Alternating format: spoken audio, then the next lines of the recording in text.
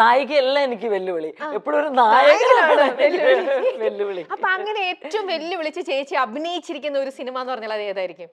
എനിക്ക് മൊത്തത്തിൽ അങ്ങനെ ഞാനൊരു കോമ്പറ്റീഷനായിട്ടോ അങ്ങനെയൊന്നും അഭിനയിക്കുന്ന സമയത്ത് എടുക്കാറില്ല. എങ്കിലും ഇതൊക്കെ എനിക്ക് വെല്ലുവിളിയാണ്. നായകന്മാരുടെ കൂടെ അഭിനയിക്കുന്നതൊക്കെ എനിക്ക് വെല്ലുവിളിയാണ്. കിങ്, അതുപോലെ തന്നെ ലാലേട്ടന്റെ കൂടെ അഭിനയിച്ചത്, സുരേഷ് ഏട്ടന്റെ കൂടെ അഭിനയിച്ചത്, ഇതൊക്കെ എനിക്കൊരു വെല്ലുവിളി തന്നെയാണ്.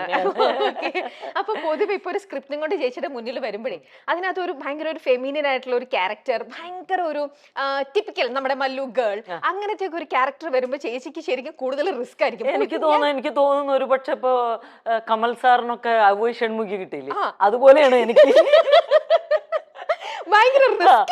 എനിക്കൊരു ഭയങ്കര റിസ്ക് ആയിട്ടുള്ള സംഭവം. ഞാൻ സ്വർണ്ണക്കിരീടൊക്കെ മൂവി ചെയ്യുമ്പോ എനിക്ക് അടിച്ചു വരിക അങ്ങനെയുള്ള സംഭവങ്ങളൊക്കെ ഭയങ്കര സോഫ്റ്റ് ക്യാരക്ടർ ആയിരുന്നു.